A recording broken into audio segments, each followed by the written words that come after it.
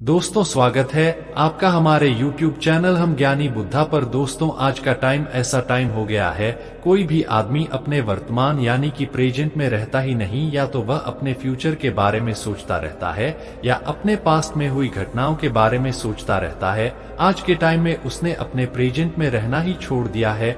लोगों ने पास्ट में क्या कहा था, लोग फ्यूचर में क्या कहेंगे, क्या मुझे यह काम करना अच्छा होगा, क्या मैं इस काम को करूंगा तो लोग मुझे क्या कहेंगे, इन सारी चीजों के बारे में सोचते सोचते आदमी ने अपने प्रेजेंट में जीना ही छोड़ दिया है। लोग क्या कहेंगे दोस्तों, लोगों की बातों पर ध्यान मत दो। जितने लोग हैं उतनी बातें होती रहेंगी और हम इस दुनिया में सभी को खुश नहीं कर सकते हैं। आप अपने आज में खुश रहो, अपने प्रेजेंट टाइम्स में खुश रहो। आइए इसे एक छोटी सी कहानी के माध्यम से समझते हैं। यह कहानी एक राज्य में रहने वाले एक बूढ़े व्यक्ति और उसके बेटे के बारे में है, जो जंगल की लकड़ी को बेचकर अपने जीवन का गुजारा करता था। उसका एक बेटा था। उसका बेटा सेना में जाता था और वह दोनों काफी गरीब थे, लेकिन वह जो बूढ़ा आदमी था वह अपनी अजीब बातों और अपने सफेद घोड़े के लिए जाना जाता था। बूढ़े व्यक्ति के पास एक बहुत ही सुंदर सफेद घोड़ा था और पूरे राज्य में, आसपास के राज्यों में भी इतना सुंदर घोड़ा किसी के पास भी नहीं था, जिसके कारण राजा भी उस बूढ़े व्यक्ति से ईर्ष्या करता था। कई अमीर लोगों ने उस घोड़े को खरीदने की कोशिश की। राजा ने भी कई बार सोने के सिक्कों का दाम लगाया, लेकिन वह बूढ़ा आदमी किसी के भी लालच में नहीं आया। वह बूढ़ा व्यक्ति हर किसी से यही बात कहता था कि यह सिर्फ घोड़ा नहीं है, यह मेरे परिवार का एक सदस्य है, यह कोई संपत्ति नहीं है। मैं पैसे के लालच में आकर अपने परिवार के सदस्य को कभी नहीं बेच सकता। रात का समय हो गया था और वह बूढ़ा आदमी और उसका बेटा दोनों ने खाना खाने के बाद वह लड़का सो गया और उसके पिताजी घोड़े को चारा डाल के अपने घर के बाहर अपने बिस्तर पर सो गए। अगली सुबह जब वह बूढ़ा आदमी अस्तबल में घोड़े को लेने गया तो बूढ़े आदमी ने देखा कि घोड़ा अस्तबल में नहीं है। बूढ़े आदमी ने उस घोड़े की बहुत तलाश की, लोगों से भी पूछताछ की, लेकिन उसका घोड़ा कहीं नहीं मिला। वह बूढ़ा आदमी काफी परेशान हो गया था।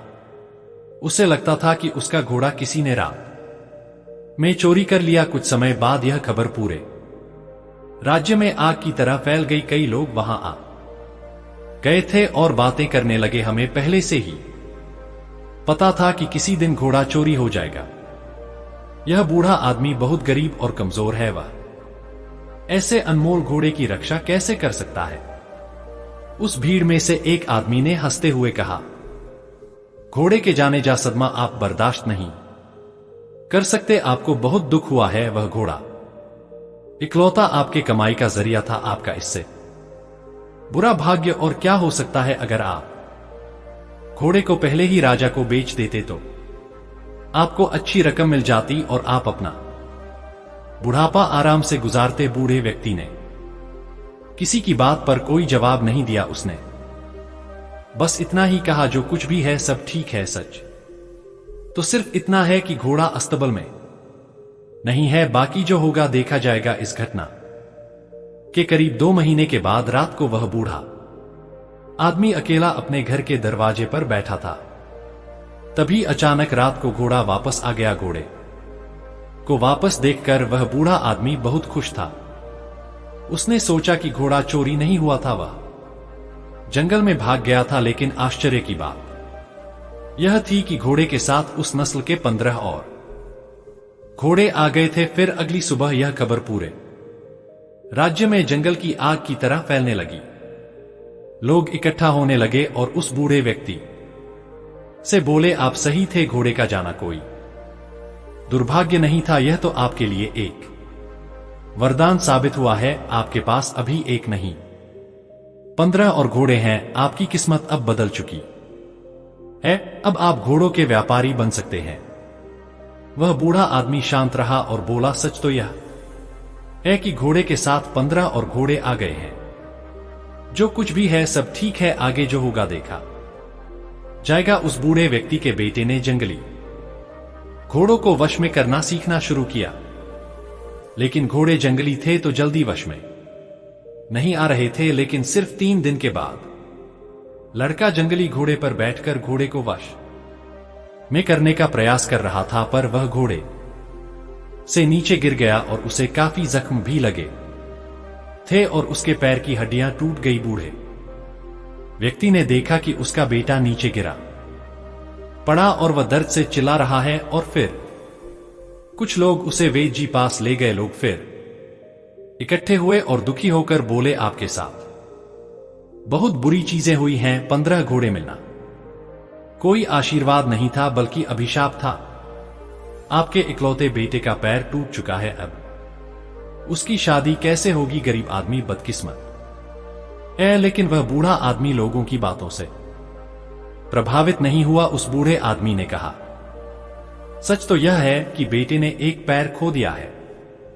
यह भी सच है कि अब मुझे अपने बुढ़ापे में उसकी मदद करनी होगी। लेकिन जो कुछ भी है सब ठीक है, आगे जो होगा देखा जाएगा। कुछ समय बाद राजा के पड़ोसी दुश्मनों ने एक विशाल सेना के साथ राज्य पर हमला कर दिया। राजा को अपने सेना को तैयार करने का भी समय नहीं मिला। राजा की सेना अचानक हुए हमले के कारण कमजोर पड़ने लगी, इसलिए राज्य के सभी युवाओं को भी ना चाहते हुए जबरदस्ती सेना में ले लिया गया। राजा और उसकी प्रजा युद्ध दुश्मन का सामना कर रहे थे और दूसरी तरफ उस बूढ़े आदमी का बेटा बच गया, क्योंकि वह लंगड़ा था। लोग रोते हुए बूढ़े आदमी के घर जमा होने लगे। लोगों ने उनसे कहा, आप सही थे, आपके बेटे का टूटा हुआ पैर आपके लिए आशीर्वाद साबित हुआ है। उसे युद्ध में नहीं जाना पड़ा, लेकिन हम सभी बहुत परेशान हैं। हमारे बच्चे अब चले गए हैं, हमें नहीं पता कि वे युद्ध से वापस आएंगे या नहीं। हम सभी जानते हैं कि आप सुख और दुख में एक से रहते हैं, लेकिन आप यह कर कैसे लेते हैं? बूढ़े व्यक्ति ने कहा, सबसे पहले सच को समझो। सच सिर्फ इतना है कि तुम्हारे बेटे मातृभूमि की सेवा करने गए हैं। शायद यह तुम्हारी इच्छा नहीं थी, फिर भी वे चले गए। यह दुर्भाग्य है या सौभाग्य कोई नहीं जानता। वह आगे बोला, जब तक आप लोग चीजों को अच्छा या बुरा कहने की आदत नहीं छोड़ेंगे, तब तक आप परेशान होते रहेंगे। भाग्य की देखभाल क्यों करनी है? अगर करना ही है तो अपने कार्यों का ध्यान रखें, अपने विचारों का ध्यान रखें और खुशी से जीवन जीते रहे। लाभ हानि भाग्य यह जीवन के छोटे से छोटे हिस्से हैं। जिस तरह आप एक लाइन को पढ़कर पूरी किताब नहीं समझ सकते, उसी तरह आप एक घटना के आधार पर यह कैसे तय कर सकते हैं कि जीवन अच्छा है या बुरा जो हमारे नियंत्रण में नहीं है। हम उसके बारे में राय बनाते हैं और अर्थहीन निर्णय देकर परेशान हो जाते हैं। जीवन की छोटी छोटी घटनाओं के बारे में निष्कर्ष निकालने के बजाय वर्तमान पल में रहे। जीवन इसी वर्तमान में है। खुश रहे और अपना काम करते रहे। आपको इस बात पर ध्यान देने की जरूरत नहीं है कि लोग क्या कहते हैं, भले ही वे आपके बारे में अच्छा या बुरा बोल रहे हो। यदि आप इस बात पर ध्यान देते हैं कि लोग क्या कहते हैं, तो आपका मन अपने आप बेचैन होने लगता है। इसलिए आपको अपने जीवन के महत्वपूर्ण कार्यों पर ध्यान देना चाहिए, जो आपको हमेशा आंतरिक खुशी देगा।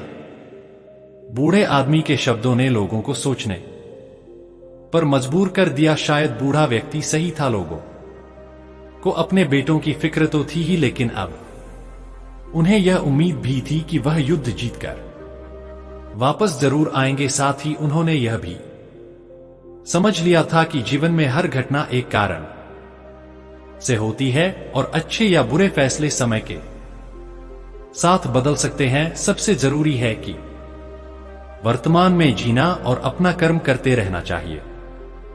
और उसके बाद करीब 2 दिन बाद राजा यह युद्ध जीत गया, लेकिन उस युद्ध में काफी सैनिक और नौजवान घायल हो चुके थे। सब लोग उन्हें वापस देखकर बहुत खुश थे और वह बूढ़ा आदमी और उसका बेटा दोनों वर्तमान में आराम से जीने लगे। इस दुनिया में सभी को खुश नहीं कर सकते हैं। अपने आज में खुश रहो, अपने प्रेजेंट टाइम में खुश रहो। इसीलिए जो आपको सही लग रहा है, जिसमें आपका फायदा है, उस बात का अपने दिमाग के आधार पर सही फैसला लो। लोग आज कुछ कहते हैं तो कल कुछ, और इसीलिए हमें लोगों पर नहीं बल्कि अपने काम पर ध्यान देना है, अपनी मंजिल पर ध्यान देना है और आगे बढ़ते रहना है। अगर हम इसी तरह लोगों की बातें सुनते रहे तो हम कभी भी आगे नहीं बढ़ पाएंगे और लोगों की बातों में